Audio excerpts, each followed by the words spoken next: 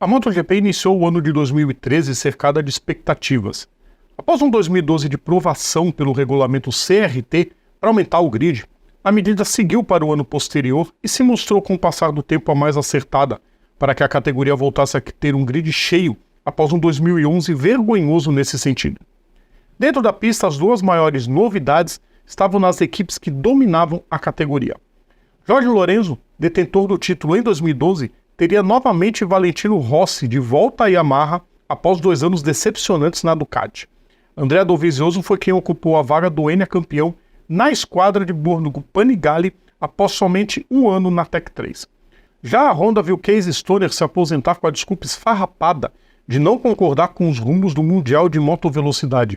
Quem ocupou seu assento foi Marc Marques, que havia passado o trator na Moto2 em 2012 e chegava com muita expectativa. Quinta-feira, 29 de fevereiro de 2024. E esta é mais uma Lembrança de Quinta.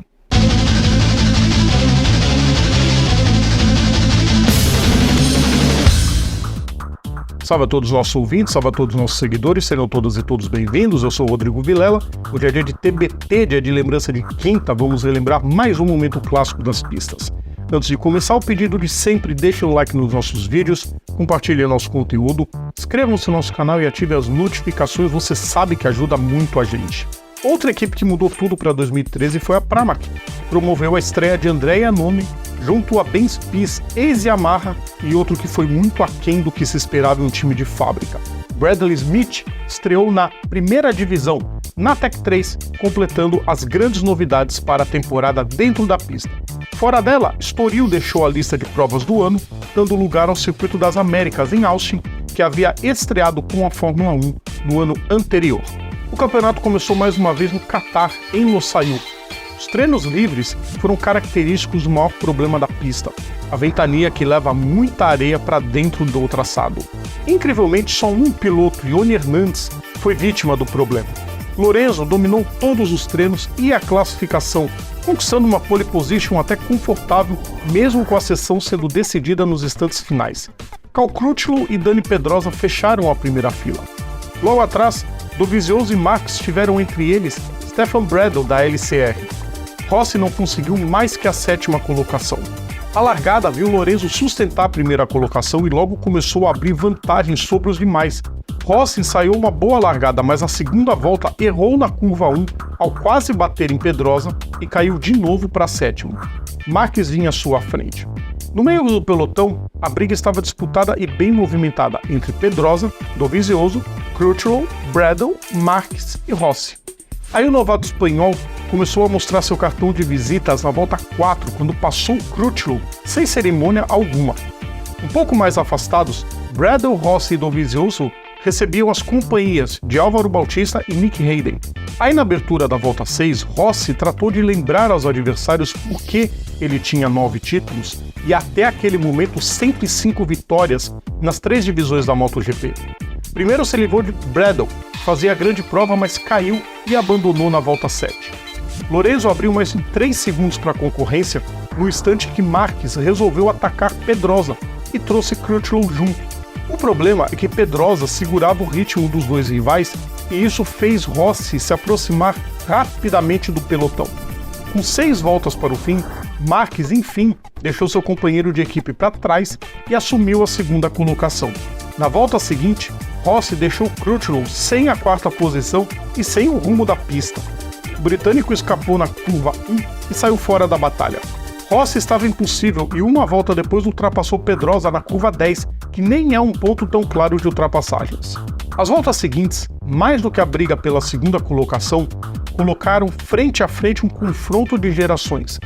Ninguém imaginou que ali, entre Rossi e Marques, estava uma espécie de passagem de bastão de domínio na categoria. Por 2 voltas, ambos duelaram como 2 titãs. Rossi tomou a 2ª colocação na curva 4 na volta 20, mas no giro seguinte, Marques aplicou uma espécie de X na primeira curva e voltou ao 2º posto. 2 curvas depois, era o italiano quem estava na frente. A disputa roda a roda se estendeu por toda aquela volta e também na última. Lorenzo venceu tranquilamente com quase 6 segundos de vantagem. Rossi foi o segundo e Marques foi ao pódio em sua estreia, a apenas 2 décimos de desvantagem. Pedrosa, resignado, ficou em quarto. Crutchlow completou a lista dos 5 primeiros. Dava a impressão de que Lorenzo dominaria a temporada, mas foi justamente o contrário. A briga foi bastante apertada até o fim do ano. Como se esperava, Marques não havia subido ao pódio por um acaso do destino.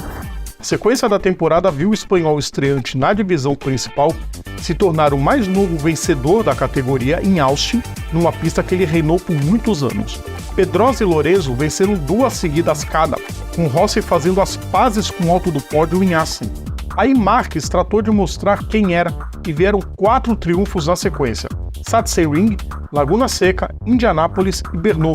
Mesmo com a desclassificação escandalosa em Phillip Island e com Lorenzo vencendo 5 das 7 provas finais, Marques emendou 6 pódios e coroou seu primeiro título em Valência, se tornando o primeiro estreante a faturar a taça e abrindo a porteira para se tornar um dos maiores da categoria.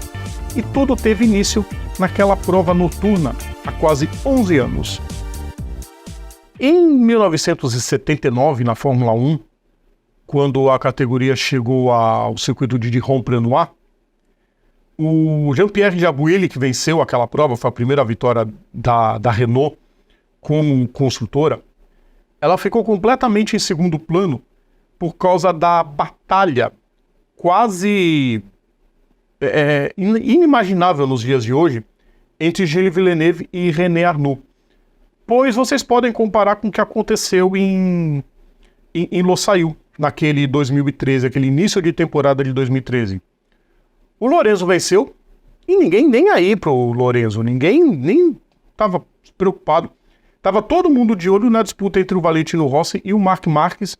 O Rossi levou a melhor naquela ocasião, voltou a vencer corrida naquela temporada, mas o Marc Marques já tinha demonstrado quem ele era, sem medo de ninguém.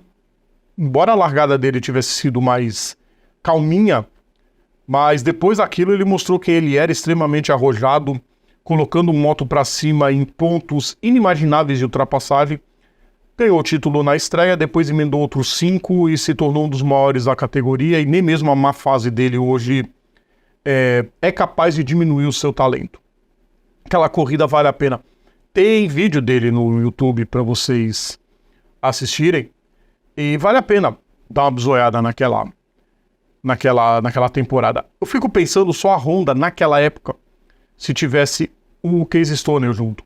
Provavelmente poderia até ter 3 motos, ou o Dani Pedrosa iria para alguma outra, mas que batalha. Pouquíssimos ali imaginavam que era uma passagem de bastão. Foi o que acabou acontecendo depois dos anos, com o passar dos anos, mesmo o Rossi depois ainda até tendo disputado o título em 2015, mas já via que o reinado dele já estava nas mãos de outro. Gostaram, né, pessoal? Eu sei que vocês gostaram. Semana que vem é semana de personagem de terça, então a lembrança de quinta volta daqui a 2 semanas.